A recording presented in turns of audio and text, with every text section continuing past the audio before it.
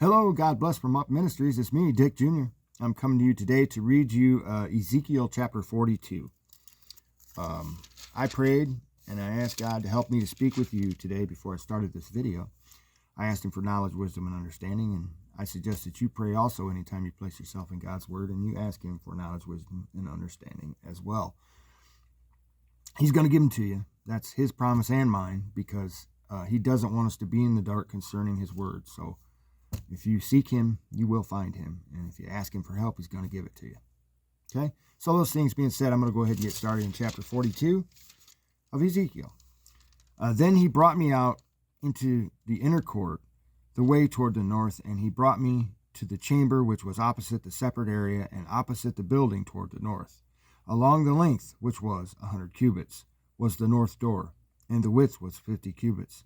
Opposite the 20 cubits which belonged to the inner court, and opposite the pavement which belonged to the outer court, was gallery corresponding to gallery in 3 stories.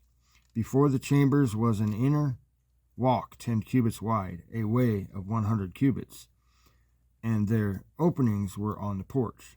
Now the upper chambers were smaller because the galleries took more space away from them than from the lower and middle ones in the building. For they were in 3 stories and had no pillars like the pillars of the courts.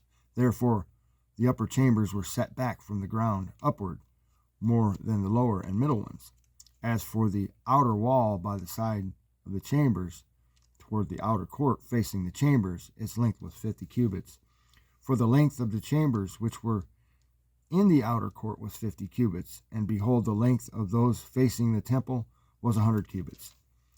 Below these chambers was the entrance on the east side, as one enters them from the outer court. In the thickness of the wall of the court toward the east, facing the separate area and facing the building, there were chambers. The way in front of them was like the appearance of the chambers which were on the north, according to their length.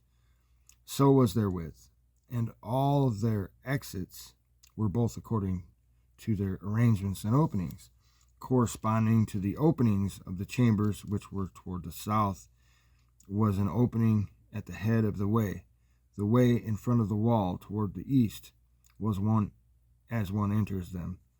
And then he said to me, the north chambers and the south chambers, which are opposite the separate area, they are the holy chambers, where the priests who are near to the Lord shall eat the most holy things. There they shall lay the most holy things, the grain offering and the sin offering and the guilt offering, for the place is holy. And when the priests enter, and then they shall not go out into the outer court from the sanctuary without laying their garments in which they minister, for they are holy. They shall put on other garments. Then they shall approach that which is for the people. Now when he had finished measuring the inner house, he brought me out by the way of the gate, which faced toward the east, and measured it all around. He measured on the east side with the measuring reed, 500 reeds by the measuring reed. He measured on the north side 500 reeds by the measuring reed. And on the south side, he measured 500 reeds with the measuring reed. He turned to the west side and measured 500 reeds with the measuring reed. He measured it on the 4 sides. It had a wall all around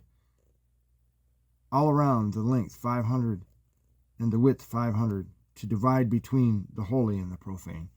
And the reed, just something that we talked about Sunday, I'm going to put it in here, but the rod was, as he had stated at the beginning of these 2 chapters here, 40 and 41, but the reed was a different type of measurement, and it was more accurate than the rod, because the rod was based on the cubit, okay? And the cubit is 2 lengths. There's what they call a cubit, and then there's what they call a long cubit. And then the rod is based on the cubit. So you could have a regular cubit or a regular rod or a long rod. You see what I mean? But the reed is a reed. And so it's a more accurate measurement. And that's part of why in chapter 42, at the end of it here, the angel switches to the reed measurement, because it's very important. But those measurements of 500 reeds, that's a square mile, is what it works out to be, or fairly close to that. So anyway, that's just a little sidebar as to some of the stuff we were talking about Sunday in church. So thanks for listening. God bless.